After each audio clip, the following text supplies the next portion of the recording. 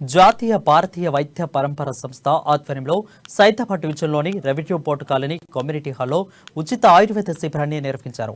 ఈ శిబిరంలో ఉచితంగా మందుల పంపిణీతో పాటు ఆరోగ్య సూత్రాలు, వాటిపై అవగాహన, వాటి ద్వారా కలిగే ఉపయోగాలు, వ్యాధుల నివారణపై డాక్టర్ జిపి ప్రసాద్ వివరించారు. ఆయుర్వేదం మానవ జీవితానికి ఏ విధంగా ఉపయోగపడుతుందో తెలియజేశారు. నేటి జీవన విధానంలో ఆయుర్వేద ప్రాధాన్యత మరింత ప్రాచుర్యంలోకి రావాల్సిన అవసరం ఉందని కార్పొరేటర్ కొత్త కాపు అరుణ అన్నారు.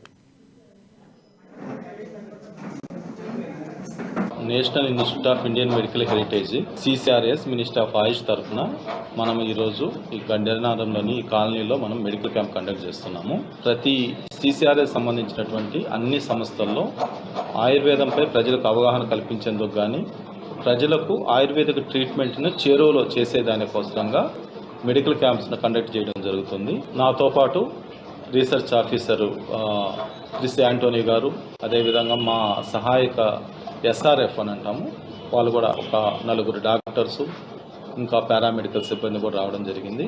వాళ్ళకి వ్యాధులకు చికిత్సతో పాటు ఆయుర్వేదం పట్ల అవగాహన కల్పించడం, వారి యొక్క సమస్యలను తీర్చడానికి అవసరమైనటువంటి సలహాలను కూడా ఇవ్వడం జరుగుతుంది.